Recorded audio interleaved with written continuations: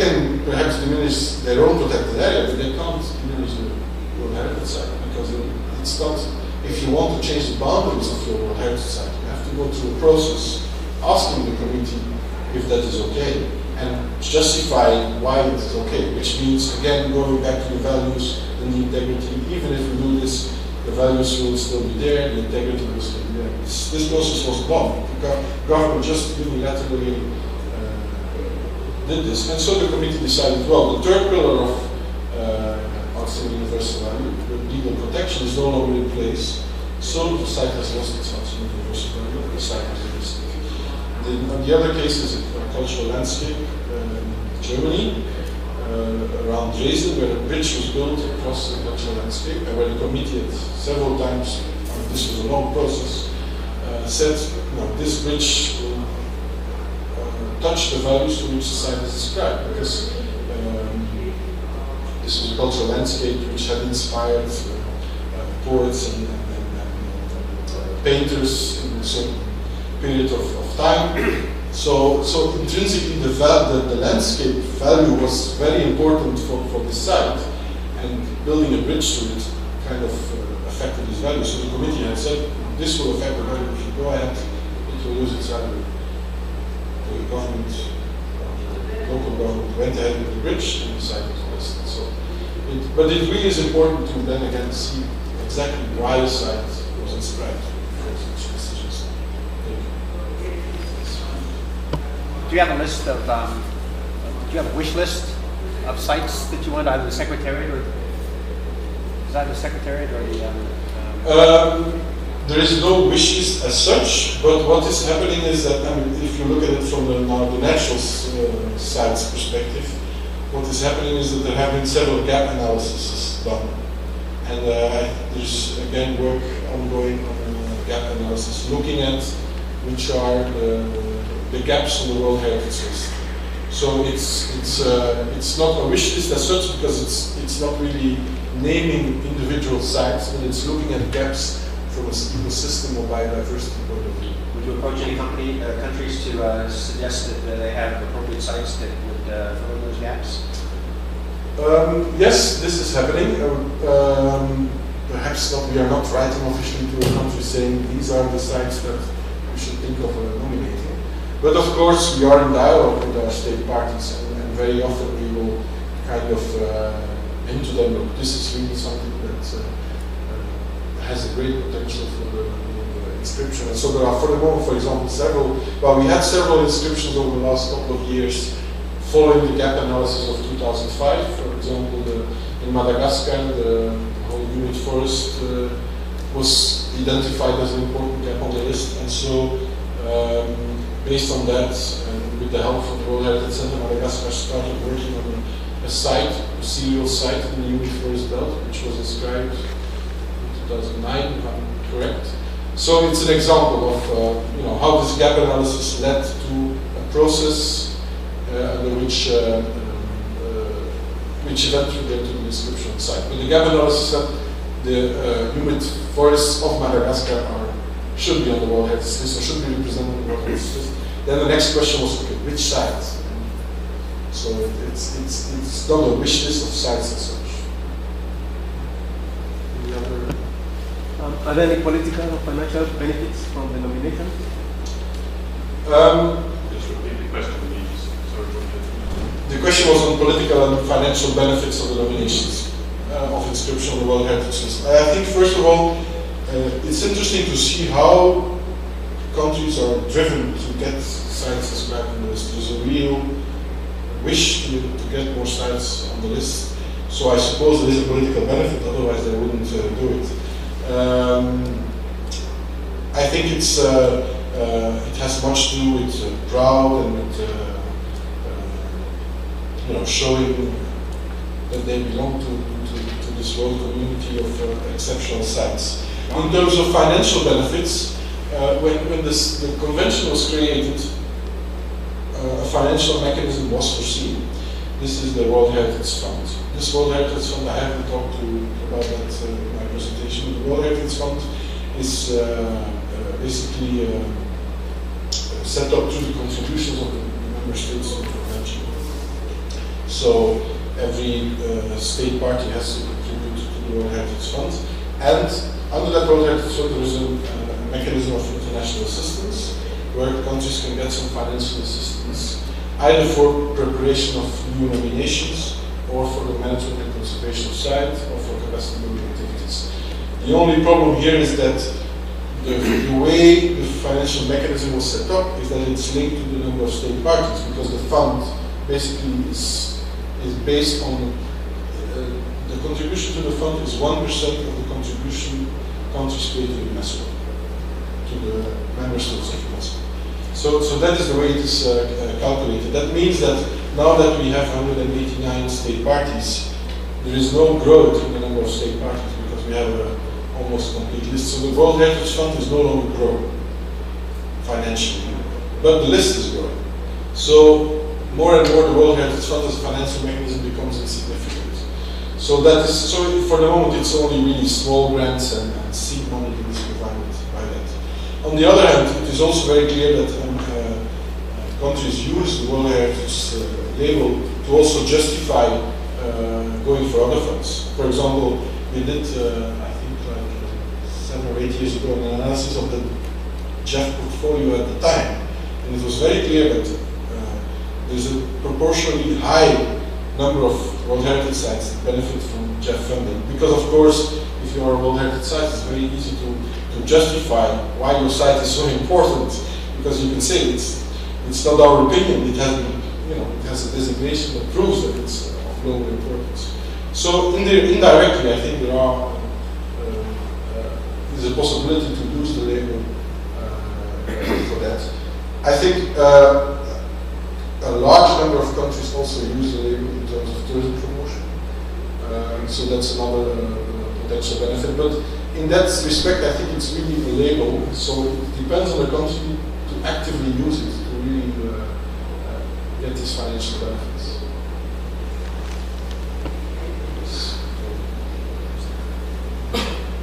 Question first. Are we going to cover the tentative list? I think Tim will talk about that in the part of nominations. Yeah. This was just a general overview. Yeah. Goes to that wish list in a way. That question Yes. is how to strengthen that process.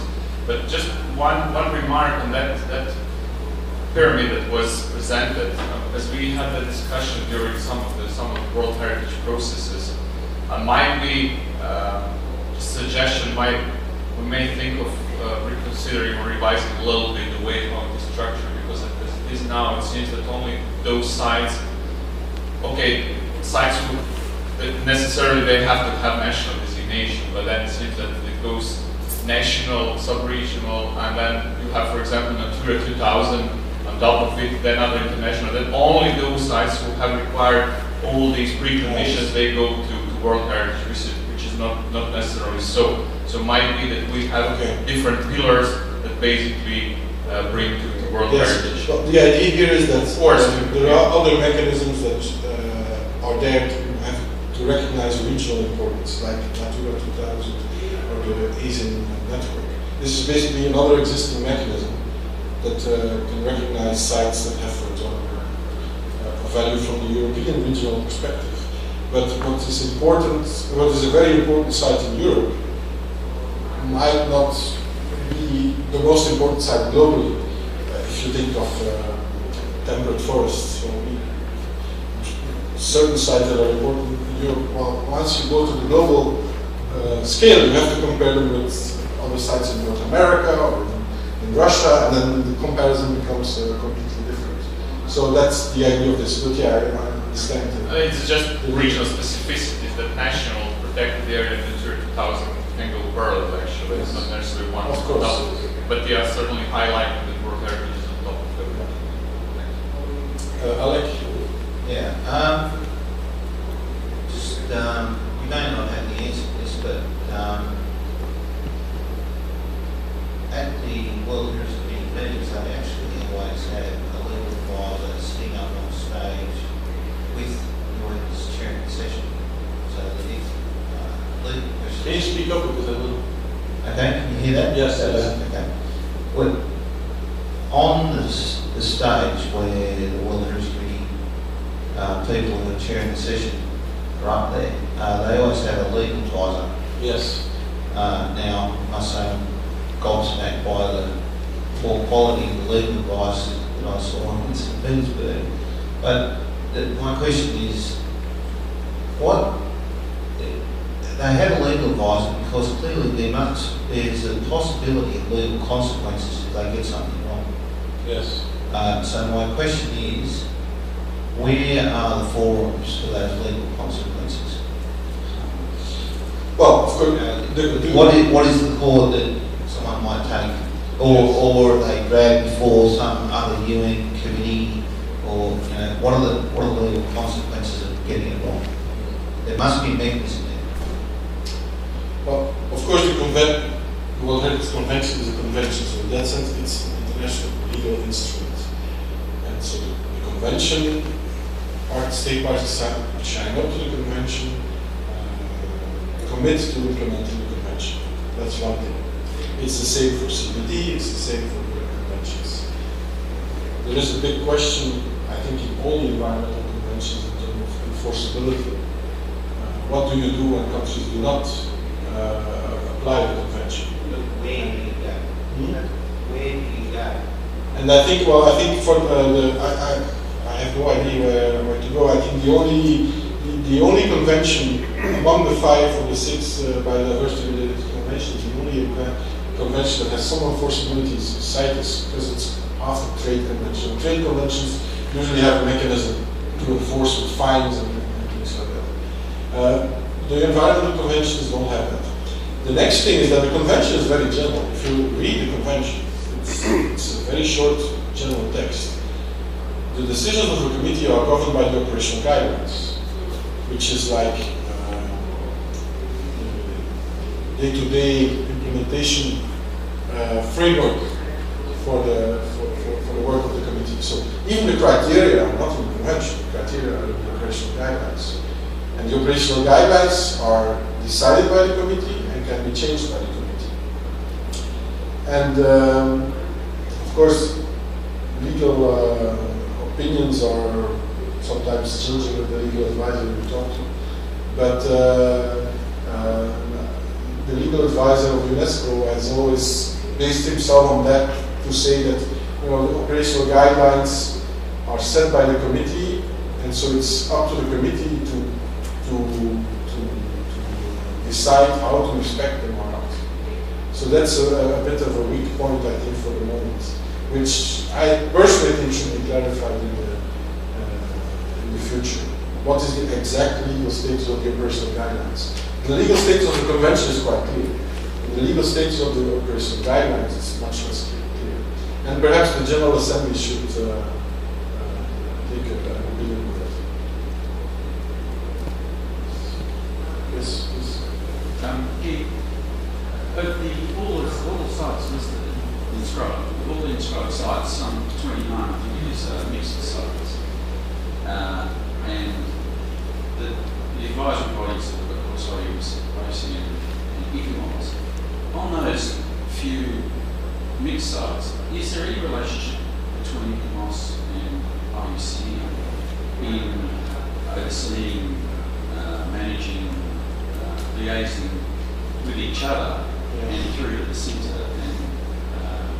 Probably I think a better place to talk about this, but basically the mixed sites, they are reported on their, from their mixed inscription. So that means that if we have a state of conservation report on a mixed site, this is a report which is jointly prepared by ICMOS, IUCN, and the World Heritage Center with one decision. It's not that there is one decision for the cultural parts and one decision for the natural parts. Also, evaluations of mixed sites are done jointly by ICMOS and IUCN. It's not two separate missions who go, one to look at, but it's a joint mission, because of course it's important to look at these aspects. One other thing, perhaps, which is important to highlight here, is that one of the reasons I think why there are relatively few sites is that mixed sites is that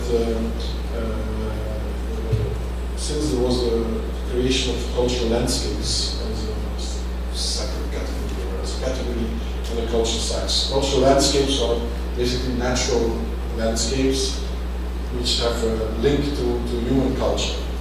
And we have a lot of national parks, especially in Europe, that are actually inscribed as cultural landscapes, not as natural sites, because it was felt that for example, the biodiversity value is not of the outstanding universal value, but they are described as cultural landscapes. But also for these, there is a cooperation between. So even if a site is nominated as a cultural landscape, which is a purely cultural designation, IUCN will be involved in the evaluation process and will be involved in the monitoring process. I don't know if Tim wants to add something. Okay, any other points? I'll give it back to Tim. Thank you.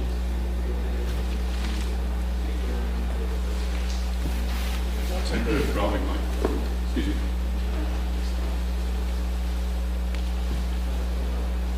Okay, thanks for that. We now have, you now need to help me think how to use the rest of your morning, because I've just been thinking about a couple of options we can take. Could I firstly just ask how many people were in the World Heritage Workshop that we ran on, what day was it? 7th, first afternoon of the forum, where I spoke and he spoke, and then we had an hour and a half just to show your hands. I know 2, 3 were you there for our presentation? My suggestion, because there's not so many, I think in a group like this it might be good to just change around a little bit how we might think of using our time. But I'm going to allow for a democratic discussion on this. What I could do, and I'll spin it differently for those of you that have heard it before, is that it just might be useful to give an overview of IUCN and World Heritage, just some of the questions that have already been asked I can pick up, and just sort of explain these sort of 3 broad areas that we have of our advisory work and our work that we're doing to try to better sort of reach out, and also how we're trying to get people involved in the convention. And if those of you that have heard me just give that presentation before would bear with me, that would be my suggestion, that we could do that and stay in this big group and just take some questions about what does IUCN do. You've sort of got the overview and we've opened up some questions about the convention. And then we have 2 hours after coffee, which we could also make shorter if people don't want to take half an hour for coffee. And my suggestion will be that we get to be able to have 3 tables, one with me, and we'll look at nominations and tentative lists. So how do you get a site on the list? One with Guy, which will look at the way in which the convention that deals with monitoring. So how does it deal with reactive monitoring and periodic reporting and the danger list and so on in more detail. And one with Marion, which will be around how we try to sort of better involve IUCN in what I'm going to introduce as proactive monitoring for heritage areas. And we've got 2 hours, so we could essentially have 3 tables with half an hour each, and then we'll move round. Marion, you'll need to probably say a little bit for your first group about how it connects to the convention process of sort of formal monitoring, just so that there's not a confusion there. And then what I would suggest is we come back together at the end and have another group like this and have a bit of a discussion about what came out of that. And actually, I think I'd like, because there's a small enough group of you to help us, to say, one thing each which you think would improve how we work. You've listened to all of this, and the thing that doesn't make sense to me that you should fix would be one thing. So, what I'd like you to work on is the one thing which we should fix to make the convention work better, whether it's UNESCO or IUCN, and let's have a discussion at the end on that. Now, that's my proposal, because I think I'm going to enjoy it more, and I think it'll be a chance, it's a small group and we have some discussion like this, but I think we'll get better discussion. You'll have a chance to talk to each other, we can see where people agree and disagree on issues in small groups, and then bring that back to a group, rather than what we kind of initially proposed, which is we're going to have a few more sessions like this where we give you PowerPoint and then you have questions. And, so that would be my proposal. But it's a democratic world. I'm looking at my co-conspirators here and checking that he's not going to kill me for changing the agenda. And also, if people prefer that they don't work in small groups, then if you rather work like this, we can do nominations in a big group. But my proposal is we would sort of switch it around a little bit. But what I'll promise to do in this next presentation is give you just a sense of the overview, so that when you go into 3 groups, you won't sort of wonder why, you know, what are they talking about in the other group. You'll sort of see how the 3 groups work. I don't know whether that would work. And I'll take a show of hands of anybody that has a, I don't want to, well, if anybody's got a great third idea, but let's not spend half an hour discussing it. Are people comfortable we work like that? I think we can adapt to. Could you just clarify? I'm interested in at least 2 of those, not 3. Sorry? I'm interested in at least 2, if not 3 Yeah. of those groups. But are you saying that we'll sort of rotate? So yeah, so we've got an hour and a half here, and everybody will have 30 minutes on each. So 30 minutes on nominations, 30 minutes on the convention's statutory monitoring processes, 30 minutes on IUCN's way of doing new business in terms of monitoring. So everybody gets a turn, and then we'll bring it back. Is one of those included in danger listing? Yep, with Guy, will deal with the danger list as part of that process. And I'll explain if